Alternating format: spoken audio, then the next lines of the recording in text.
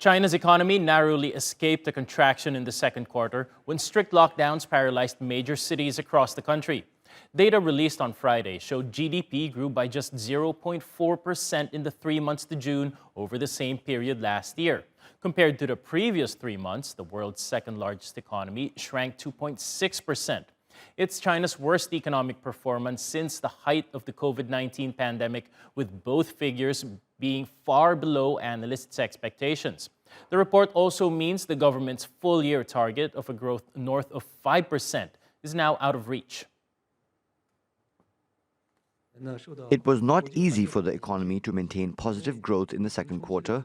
Looking ahead, the risk of stagflation in the global economy is rising, and there is still a lot of uncertainty over the recovery of the domestic economy. But the Chinese economy remains resilient, and long-term prospects have not changed.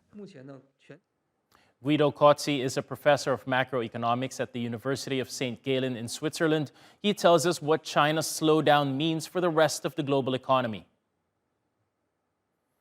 The importance of China, I would say that would have both demand and supply effect. The demand for our finished goods, so for our final goods, will keep slowing down, and the supply of our intermediate goods that are vital for our industries will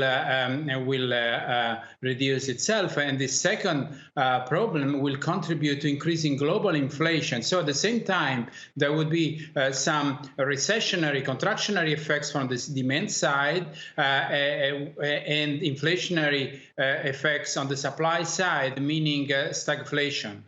So we know that the Chinese economy, the Chinese government has stepped up its stimulus efforts for this year. What level of confidence do you have that that can result in a pretty strong rebound in the remaining months of 2022?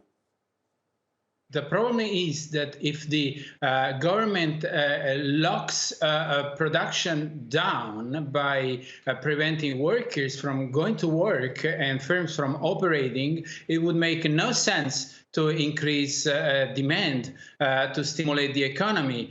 So far, it did pretty well on this side. In fact, we must say that China's inflation in June was 2.5% compared to the previous year. But this is thanks to not overstimulating demand. If the government decides to overstimulate demand, that would increase inflation without spurring GDP on top of what it could based on the pandemic control.